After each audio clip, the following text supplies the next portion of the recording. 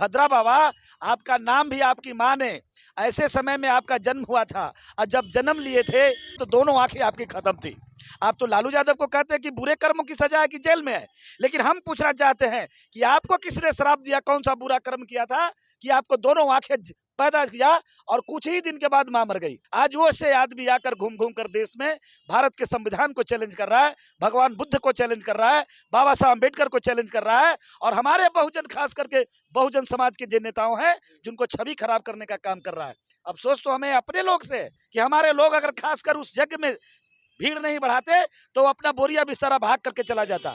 जाति जनगणना एक बहुत बड़ा हथौड़ा है, बहुत बड़ा मुहर है जिसका नीतीश कुमार जी ने मुहर लगाया है। भाजपा में इस देश का थैलीशाह नौकरशाह लोग हैं, भाजपा में फिरका प्रस्त लोग बैठे हैं। जोगी बाबा का कारनामा जो आया वो किसी छुपा हुआ नहीं है।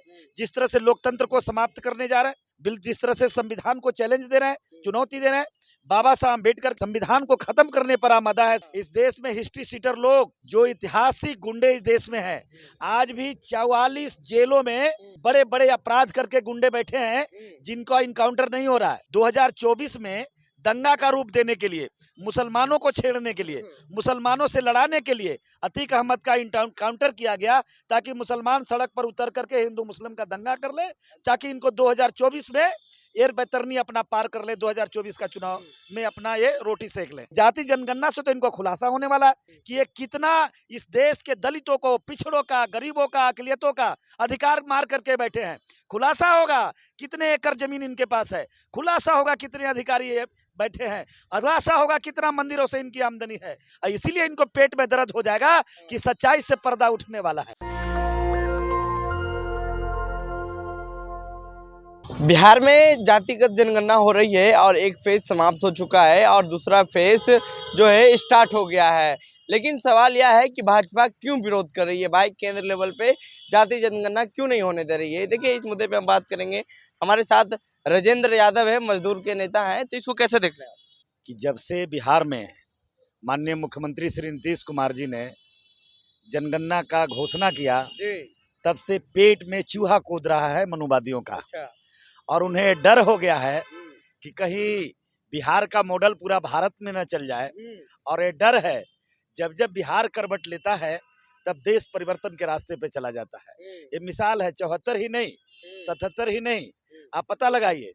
जब जब बिहार रोल मॉडल किसी भी मुद्दे पर बनाया, वो देश में परिवर्तन की बड़ी लहर पैदा बिहार से हुआ।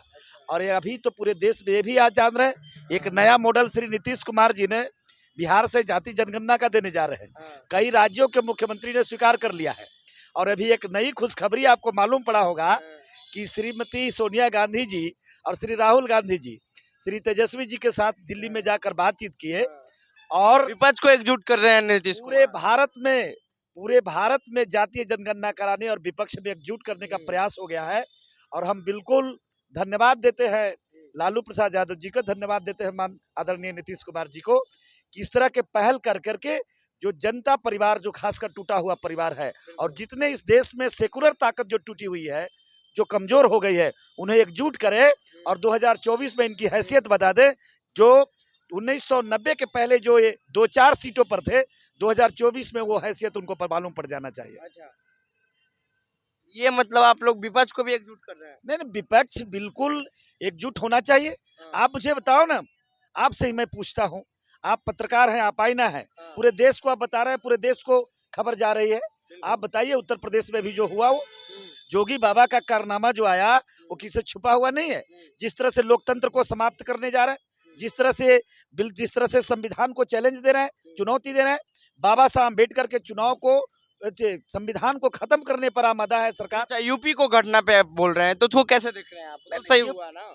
अच्छा, अगर आतंक को अंत हो गया। नहीं, आतंक का अगर है तो मैं ये बता देता हूँ कि आप निकालिए इस देश में हिस्ट्री सीटर लोग जो ऐतिहासिक गुंडे इस देश में हैं, आज भी 44 जेलों में बहुत बड़े बड़े अपराध करके गुंडे बैठे हैं जिनका इनकाउंटर नहीं हो रहा है, जिन पर कोई गोलियां नहीं चला रहा है।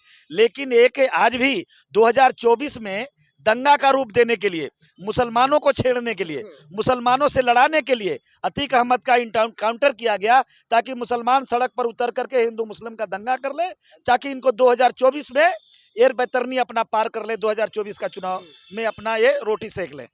ये मुख्य रूप से इनका प्रयास है। और जाति जनगणना पर जहां तक आपने कहा है, जाति जनगणना एक बहुत बड़ा हथौड़ा है, बहुत बड़ा मुहर है, जिसका नीतीश कुमार जी ने मुहर लगाया है। अच्छा, तो भाजपा काय विरोध कर रही है? नहीं, वजह भाजपा मोदी जी नहीं, भाजपा कौन है? भाजपा में बैठे कौन है जो आपको मालूम नहीं है? भाजपा में इस देश का थैलीशाह नौकरशाह लोग हैं। भाजपा में फिरकाप्रस्त लोग बैठे हैं।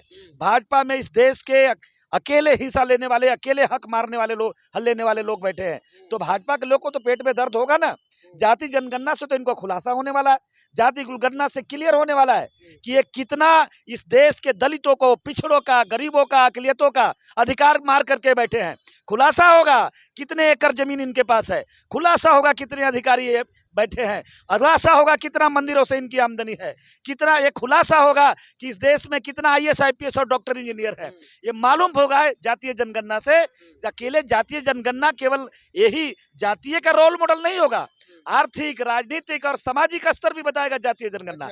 इसीलिए इनको पेट में दर्द हो जाएगा कि सच्चाई से पर्दा उठने वाला है। अच्छा, तो आप लोग जो आज किए थे अरवल में प्रोग्राम, उसमें क्या हुआ था? नहीं, हम आप लोग पूरा मतलब बहुजन समाज हम लोग संकल्प लिए, संविधान को बचाने का संकल्प लिया। हम लोग इस देश को, जो हम लोग अभी कुछ दिन पहले आपको जानकारी मैं दे दूं, जो एक भद्रा बाबा जो जौनपुर के मिश्रा जी है, जो अरवल में जा करके और बिहार के शिक्षा मंत्री को उन्होंने चुनौती दिया था, और चुनौती ये दिया था उन्होंने बिहार के शिक्षा मंत्री को कि अगर अपनी माँ की असली दूध पिया है तो आकर हमको बहस करो।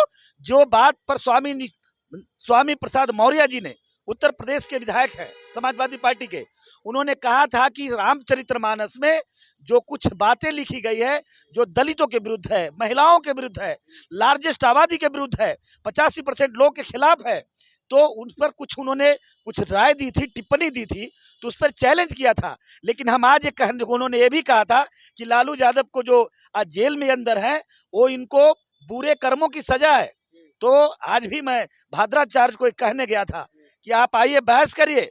हमारे शिक्षाविद, संविधानविद, हमारे आज पढ़े लिखे लोग संविधान को ला करके, आपकी वेद को भी ला करके, आपके उपनिषद को लाकर, रामायण को लाकर, आपको आनंद, काम्बा, तुलसी, वाल्मीकि सारी रामायण को लेकर के गए थे, और एक कहने गए थे कि आइए आप बहस करिए, और आपको बताता हूँ, बुद्ध पर टिप्पणी किए, बाबा साहब पर टिप्पणी किए।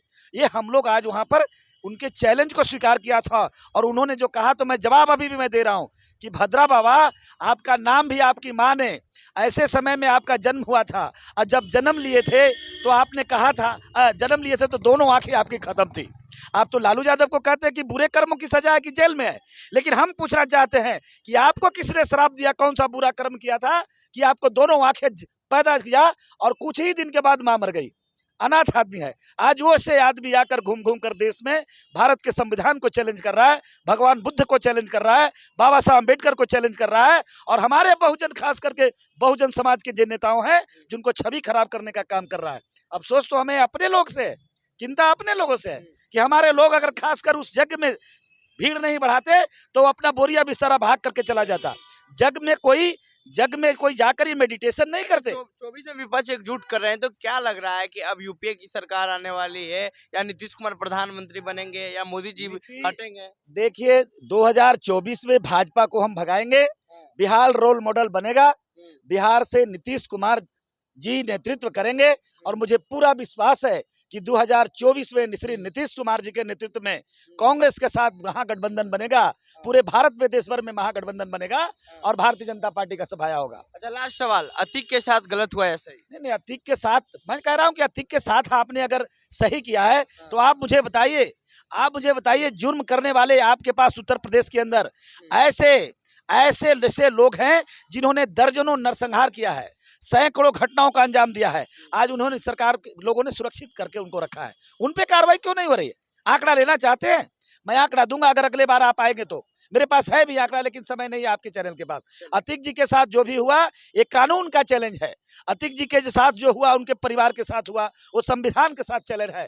बिल्कुल उत्तर प्रदेश की सरकार असंवेदनशील सरकार हो गई है, बिल्कुल इमरजेंसी की हालात है उत्तर प्रदेश में। अभी राम राज मैं है, सुप्रीम जनता की कोर्ट राज से है। आज भी मैं सुप्रीम कोर्ट से कहना चाहूंगा, सुप्रीम कोर्ट संज्ञान ले और कानून को उल्लंघन कोर्ट ऑफ कंटेक्ट में भी मैं कहता हूं सरकार को बर्खास्त करे। और रहा कौन से रामराज की बात आप कर रहे हैं, तो वही तो है रामराज उत्तर प्रदेश यूपी में योगी बाबा। नहीं, योगी में योगी बाबा हो सकता है, लेकिन मैं आज भी कहता हूं योगी बाबा का संविधान नहीं है।